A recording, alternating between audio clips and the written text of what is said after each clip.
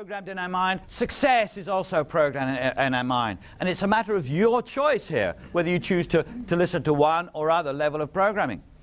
Give you another example of this. You know, Pavlov. Pavlov did some interesting work with some dogs. And this is some years ago, he's a Russian scientist, and he discovered something interesting about his dogs, that every time he fed the dogs, he would ring a bell, just a little bell. Every time he fed the dogs, he'd ring the bell. Now the dogs got used to hearing the bell every time they were being fed. Every time the food comes out, he'd ring a little bell. Now interestingly enough, the dogs got used to this, and then Pavlov decided to change it a little bit. So then what he would do was he would ring the bell without feeding them. And because they'd got their mindset, if you like, their programming had got so structured, when they heard the bell they expected to get fed. So they would salivate, they would produce saliva, they would be hungry, they would be uncomfortable because they linked the bell with feeding.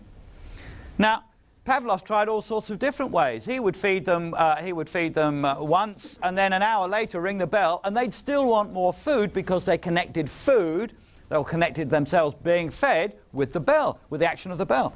We are programmed in very similar ways. What little bells are going on in your mind? Because we click into things so easily, so comfortably, because that programming is set up to do that. Let me give you another example. There's a guy by the name of William. I employed him about, it must be 10 years ago now, a salesman, and he showed great promise. I guess he was about 30, 32, had a lot of experience. He showed great promise, right personality, perfect skills. And I employed this guy called William to work as a salesman, and I gave him a good area. We'd had a resignation in a good area, and I just fitted William in rather than promoting somebody else into that, because I thought William was going to be brilliant. And I expected William to bring in something like 180,000 Rand commission for that first year, because that's what the area should have made for him. So, which would have been a great salary for him. He would have been very comfortable on that. And he got stuck in, he learned to have procedures quite well, he got stuck in, fitted in with everybody else, and I liked him, to be honest.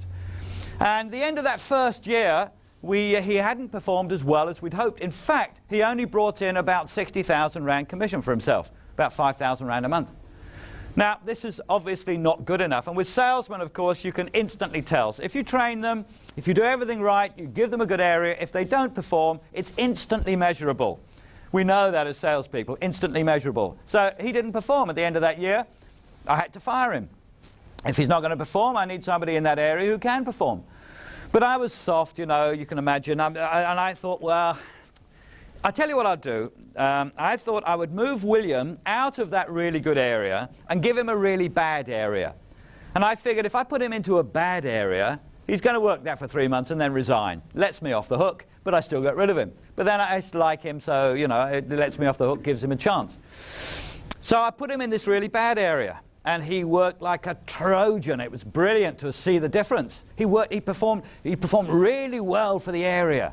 Worked very, very hard, got stuck into it, worked in the evenings, worked weekends. At the end of the year, he brought in 60,000 Rand commission. And we only expected him to bring in 20 or 30 in that area, but he brought in his 60,000 Rand. I was thrilled with him. I said to him, that's brilliant. I said, fantastic. So I said, now, the next year, this is the third year now, next year, we're going to move you from there into a really good area, because I know you're going to perform well. Put him into a really good area again. What do you think he brought in on the third year? 60,000, absolutely right, 60,000.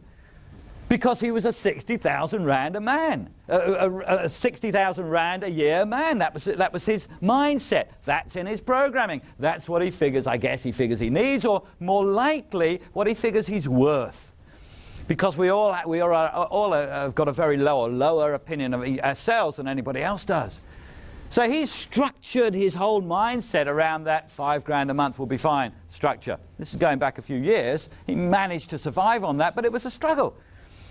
Now, what's in your programming now that's telling you? For instance, how much do you earn?